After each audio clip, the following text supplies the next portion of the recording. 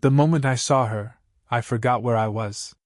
The hum of the airport lounge faded into a blur, leaving only the weight of her presence, subtle yet undeniable. She was leaning against the high counter near the window, sunlight catching the soft strands of her hair, and for an instant, it felt like she existed in a different plane, graceful, confident, but with that trace of vulnerability that made her achingly human. I lingered a few steps behind, pretending to check my phone, but I didn't move.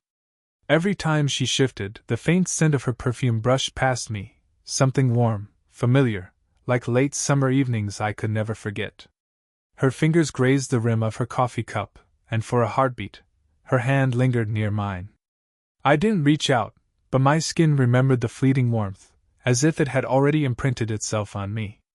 "You're staring," she said softly, not with accusation, but a quiet tease.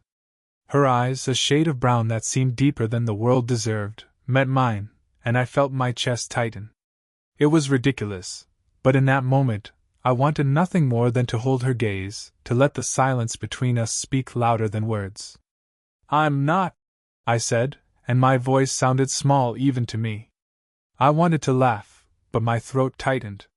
She smiled, the kind of smile that didn't fully reveal the thoughts behind it, a private amusement that I could never quite decipher.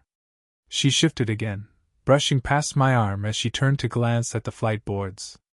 My fingers tingled where hers had almost touched, and I cursed under my breath for being so aware of something so simple, so ordinary. Yet there was nothing ordinary about her. Nothing ordinary about the way she moved, the way she filled the room without trying. We sat across from each other at the small lounge table, pretending to read, pretending not to notice the way our knees brushed under the dim light. She laughed at something in her phone, a soft, almost breathless sound, and I caught myself imagining that laugh directed at me, just for me. My own hand twitched, wanting to close the gap that polite distance had imposed. "Have you eaten?" she asked, her tone casual, but her fingers lingered over the edge of the table as though testing the waters of contact. Not yet," I replied, careful not to sound like a teenager caught in his first crush. But my gaze kept returning to her, her profile framed by the late afternoon sun, the slight crease at the corner of her eyes that made her smile even more tender. She tilted her head toward me, a slow, deliberate motion that drew my attention like gravity. "You know," she murmured, her lips barely moving, "I wish you were coming with me." The words landed like a secret between us, suspended in the quiet hum of the lounge. I wanted to ask, "What do you mean?" But my throat caught, my mind stammered. Instead, I simply nodded, my eyes tracing the curve of her shoulder, the gentle rise and fall of her chest. Her gaze stayed with me, unwavering, as if she knew exactly what she'd just done to me, and that I'd never recover. Then, the lounge door swung open behind her. A draft of cooler air scattered the papers on the nearby counter. She glanced over her shoulder, and for a second, her expression flickered, something unreadable, something electric, before she turned back to me, leaving the question hanging between us, heavier than any words could carry. And just like that, the quiet, impossible tension settled into my chest, sharp and urgent, and I realized I had no idea how I would survive the next few minutes sitting across from her, pretending everything was normal. The minutes stretched, each second thicker than the last. I watched her stir her coffee, careful to keep her hand steady, and wondered if she knew how I was noticing everything, how the light caught the gold in her hair, the faint tremor of her fingers as she wrapped them around the cup. There was a weight in her presence that I couldn't name, a pull that both terrified and thrilled me. I remembered the first time I'd really seen her, years ago, at my best friend's birthday party. She'd been laughing with a grace I envied, a warmth that made everyone else seem dull in comparison. Back then, I was a gawky teenager, barely capable of stringing sentences together, but even then, something about her had lodged itself inside me, like a note you can't forget. And now, years later, I realized I had never really stopped noticing. She shifted in her seat, brushing her hand against the back of mine as she reached for her bag. I flinched slightly, a mix of desire and guilt twisting in my stomach. She caught my eye, and there it was, her signature teasing look, knowing and yet careful. You're still staring, she said, softer this time, almost conspiratorial. I wasn't, I stammered, though my pulse betrayed me. She leaned back, crossing one leg over the other, and I noticed the subtle sigh she released. It wasn't frustration, it was something heavier, something almost like longing. I wondered what memories she carried, what regrets might linger in the quiet corners of her mind. There was a loneliness in her, hidden beneath her confident exterior, that made the ache in my chest sharper. We both knew this was dangerous. Not the physical danger, but the social kind, the whisper of impropriety, the judgment of those who would never understand the peculiar gravity between us. I was her best friend's kid, still barely out of my teens, and yet here I was, unable to look away, drawn to the way she occupied space like she belonged nowhere but where she was. Her voice broke through my thoughts. Do you ever think about things you can't have? There was a pause before she added, almost to herself. Things that feel impossible but somehow necessary. I swallowed hard, my throat dry. I wanted to tell her yes, I think about you all the time, but instead I nodded, too aware of how my hand brushed hers ever so slightly on the armrest. She noticed. There was a flicker of recognition in her gaze, and then she leaned closer under the pretense of examining the lounge menu. The warmth of her shoulder pressed against mine, and for a moment, I couldn't breathe. Her perfume was stronger now, a subtle sweetness that made the air around us feel charged. I could feel the tiny brush of her hair against my temple, the whisper of her breath as she murmured about a new cafe she had tried. Every word was ordinary, every motion mundane, but in her presence, it became unbearable. We talked in fragments, laughter occasionally slipping through, but the silence between sentences was heavier than the conversation. There was so much left unsaid, yet somehow understood. My fingers itched to close the gap, to let her hand linger in mine, but the unspoken rule, the taboo, the risk, kept me still. Then, as if drawn by the same invisible thread, she reached out, placing her hand lightly over mine on the table. Not enough to be scandalous, but enough to send a jolt through my body. Our eyes met, lingering longer than socially safe, and I saw the same conflict mirrored in hers, desire tangled with hesitation, longing mingled with restraint. The moment stretched, suspended, electric. No words were necessary. Just her hand, the press of her palm, and the way her gaze never wavered. Something shifted, subtle but undeniable, like the world had tilted ever so slightly in our direction. And then the announcement came, a gate change somewhere across the lounge, but I didn't care. Not yet. Because in that simple, almost forbidden touch, a bond had formed, delicate but potent, binding us in a quiet, shared secret that neither of us dared to speak aloud. The lounge felt smaller now, every sound magnified, the shuffle of luggage, the hum of conversations, the distant crackle of announcements over the intercom. I could feel her beside me as if the air itself had condensed, every subtle movement magnified in my awareness. Her hand hadn't left mine since she pressed it down, and I couldn't tell if it was a test, a gesture of comfort, or something far more dangerous. I think your friend's calling you, she murmured, eyes flicking toward my phone. My screen lit up with a familiar name, and I froze. The urge to answer clashed with the need to keep her close. She caught my hesitation and smirked, just barely, that quiet, knowing curve of her lips that had undone me more than once before. I ignored the call, letting it go to voicemail, and her fingers twitched against mine. A tiny, deliberate brush. My pulse spiked.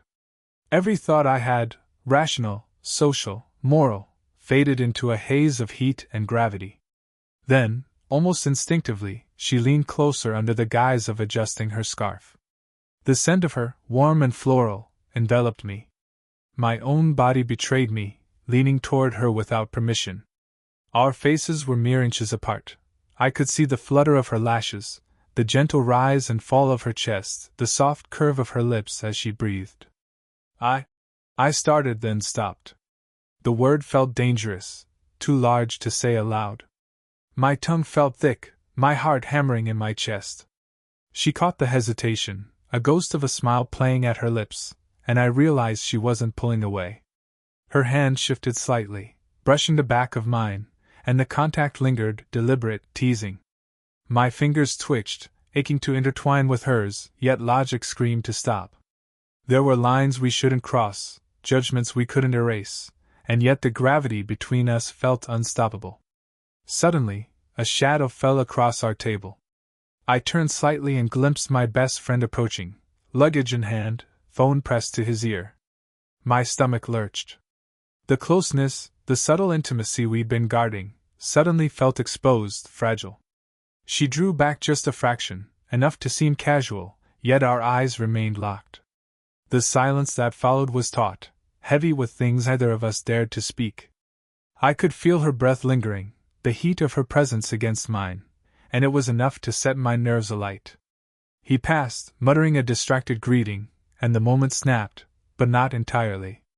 The tension didn't dissipate, it only shifted, coiling tighter.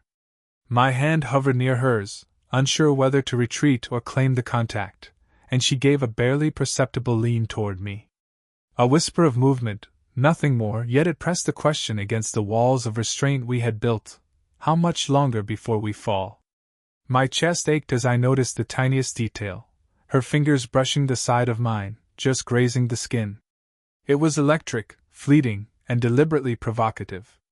I wanted to close the gap, to let a kiss hover there, impossible yet tantalizing. Instead, I froze, caught between desire and fear, between longing and consequence. We stayed like that, the world continuing around us, indifferent to the storm between our bodies. Our hands barely separated, our gazes never wavered. Every breath, every blink, was a silent confession neither of us could voice. And then, when I thought the moment might finally end, she leaned ever so slightly closer again. Not enough to cross the line, not yet, but enough that my heart knew the distance between us was shrinking, that the gravity pulling us together was stronger than any caution. We were closer than ever, caught in that delicate tension, hearts thundering in parallel, and yet still suspended on the edge of what could be, and what should not. The lounge had emptied slightly, the din of rolling suitcases and boarding calls fading into a background hum. But for us, the world had narrowed to this single table, this single stretch of air heavy with everything we weren't supposed to feel. Her hand brushed against mine again, this time longer, deliberate, as if testing the boundaries I hadn't yet crossed. My pulse spiked. I wanted to pull her closer, wanted to press my lips to hers, and every rational thought screamed against it. But the gravity between us was relentless. "You don't understand," I whispered, my voice barely audible over the soft hum of the lounge. My chest ached with the weight of what I wasn't saying, the confession I couldn't quite form. I've been thinking about this, about you, for years." Her eyes widened slightly, and the faintest tremor ran through her hand as she moved it to brush a stray strand of hair from her face. The gesture was intimate, unintentional, or maybe entirely intentional, I couldn't tell. The warmth of her fingers on my cheek made my skin tingle. "You shouldn't," she murmured, her voice low, almost trembling. "It's complicated. People wouldn't understand. I don't care," I interrupted softly, leaning closer despite the chaos of my own restraint. "I can't stop thinking about you. I can't, not be here, not now, not." Her breath caught. I could feel it against my ear, warm and uneven. She shifted slightly, and her shoulder pressed against mine, grounding me and setting my nerves alight at the same time. The scent of her hair, soft, floral, utterly intoxicating, dizzied me, and I knew she noticed, too, because she didn't pull back. Not yet. There was a sharp catch in her throat, a hesitation that betrayed the carefully maintained composure she usually wore. Her fingers lingered near mine, and I dared to close the final millimeters between us, enough for our hands to intertwine. I could feel the rapid beat of her pulse beneath her skin, the tiny quiver in her jaw as she tried to speak but didn't. "I shouldn't," she began again, but her words were swallowed by a breathless pause, a silent acknowledgement of the tension we'd been building for months, years even, in stolen glances and half-finished conversations. I leaned closer, the warmth of her body pressing against mine, and I whispered, low and trembling, "I don't want to wait any more." Her lips parted slightly, a quiet intake of breath that sent my head spinning. Our foreheads brushed now, and the world seemed to vanish, every announcement, every passerby, every rule we had agreed to ignore for a lifetime. It was just us, teetering on the edge of something irrevocable. And then, the gate announcement blared across the lounge, startling in its suddenness. She jerked back just enough to break the intimacy, her hands slipping from mine. I swallowed hard, the heat in my chest replaced with a sharp ache, and we both laughed nervously, the sound awkward and fragile. But even as she adjusted her bag, her eyes met mine again, wide and unflinching, and I knew the moment wasn't gone. Not really. We were closer than ever, hearts pounding, suspended on the edge of a kiss that might happen, or might shatter everything if it did. And somewhere between the next breath and the next heartbeat, the world waited for us to decide. The lounge had quieted further, the golden light of late afternoon spilling across the polished floor.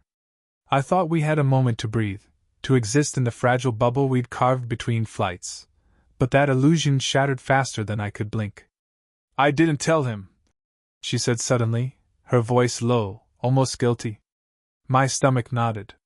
She was referring to my best friend, of course, the one whose mother she was, and something in the weight of her words made the air feel thicker, hotter, impossible to breathe in.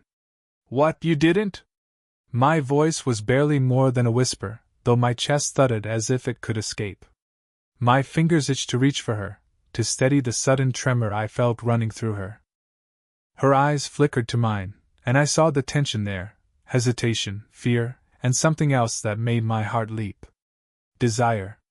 Vulnerable, impossible, and undeniable. She took a half-step closer, then stopped, as if afraid to erase the tiny space between us. My hand hovered near hers, trembling, waiting for permission that didn't come. I didn't want him to know," she said finally, brushing a strand of hair behind her ear. Her fingers lingered too long, and the motion felt intimate, deliberate, like a soft invitation masked as a careless gesture. "Not yet. I didn't want it to matter. But now," she swallowed, the sound sharp in the quiet lounge, "I can't hide it anymore. From you." Something inside me shifted, the careful restraint I'd clung to cracking under the weight of her confession. My pulse raced. My mouth went dry. I wanted to speak, to tell her everything I'd been holding back, but the words got stuck in my throat. Instead, I let my eyes do the talking, tracing the curve of her jaw, the faint tremor of her lips, the subtle tremble of her hands. She stepped closer, and the small space between us vanished. Her warmth hit me like sunlight through a window, making the air around me feel alive. My hands twitched, desperate to touch, to reassure, to claim what I couldn't yet name. She tilted her head toward mine, and I caught the soft scent of her perfume mingling with the faint coffee aroma lingering from her cup. Every nerve in my body screamed that this was reckless, impossible, and exactly what I wanted. "Why now?" I whispered, my fingers brushing hers in a fleeting, accidental contact that lingered far too long to be innocent. Her gaze dropped, a flicker of shame crossing her eyes, then she looked back at me, daring and raw. "Because I can't pretend anymore. Not with you. Not when every look, every brush of your hand, every word leaves me, like this." She didn't finish the sentence, but I understood. I felt it in the tension coiling in her body, the small shiver that ran down her spine when I leaned closer.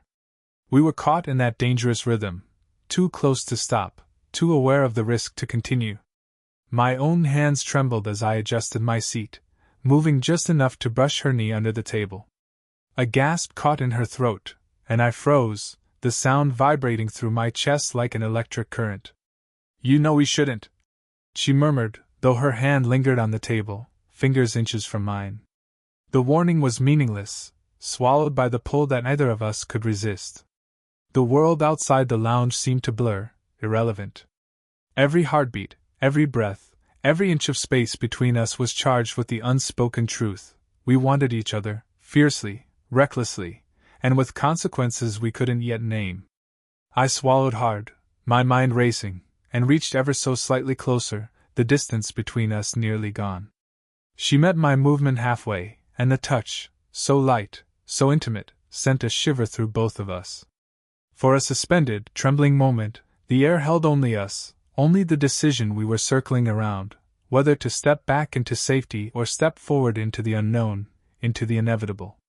The lounge had emptied almost entirely, leaving only the soft hum of the air conditioning and the occasional shuffle of a distant traveler. But for us, time had slowed to a crawl, measured in heartbeats and breaths. Every movement, every glance, felt magnified, electric. She leaned slightly toward me, her shoulder brushing mine. The warmth of her body pressed against me, small but undeniable, making my fingers ache to close the space between us. My voice dropped, barely audible. I can't stop myself. Her eyes met mine, wide, raw, and shimmering with the same unspoken confession I carried. Neither can I, she admitted, a whisper that seemed to echo in the quiet room. Her hand hovered near mine again, a delicate, trembling question. I moved just enough to let our fingers touch, slowly intertwining, letting the brush of skin and the warmth of her hand speak for all the words we hadn't yet said. The proximity was maddening. I could feel her breath against my ear, the soft curve of her jaw near my lips. Every rational thought screamed to step back, to preserve safety, but desire had long since overridden caution. "You know this is risky," I murmured, our foreheads nearly touching now, breaths mingling in the thin space between us. "I know," she breathed, and the confession hung in the air, heavier than any warning. Her thumb brushed against the back of my hand, slow and deliberate, grounding us in the moment, while igniting a tension that neither of us could deny. I leaned closer, our chests almost brushing. The scent of her hair, warm and familiar, filled me with a dizzying mix of longing and fear. "Are we?" I started, but words failed me. There was no need. She tilted her head, eyes closing just for a fraction of a second, and the silence said everything. For the first time, we surrendered, not fully, not yet, but in the way our bodies acknowledged each other, in the quiet pressure of her hand against mine, in the soft, shared inhale that told us we were on the same edge. Desire, fear, and understanding collided, messy and raw, and I realized we had crossed an invisible line, the one where restraint no longer mattered. Her lips hovered near mine, and the air between us seemed to hold its breath. Every doubt, every hesitation, every warning about social judgment melted into the background. There was only this, us, inches apart, suspended in a private gravity that neither of us could escape. She began, and I felt the tremor in her voice, the vulnerability she rarely allowed anyone to see. I silenced her with the soft brush of my fingers against her cheek, steadying, grounding, intimate. We stayed like that for a heartbeat that stretched into eternity, eyes locked, breaths shallow, hearts racing in synchrony.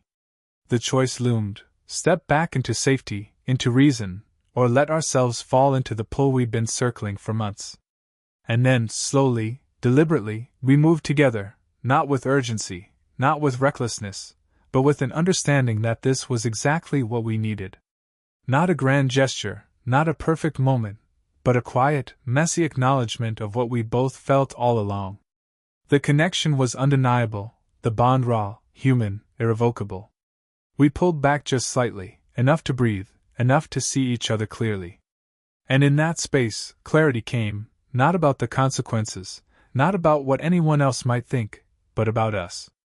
We understood each other fully, in ways no words could ever capture. Our hands remained entwined, our foreheads nearly touching, and I knew, finally, that whatever happened next, we had crossed into a territory where pretense no longer existed. We had chosen each other, if only for this moment, and that was enough to hold on to. The airport had emptied almost entirely, the afternoon light fading into a soft amber that painted the lounge in gentle warmth. The chaos of flights, announcements, and passing travelers felt impossibly distant. Here, in this quiet cocoon, it was just us, finally unguarded, finally allowed to exist without pretense.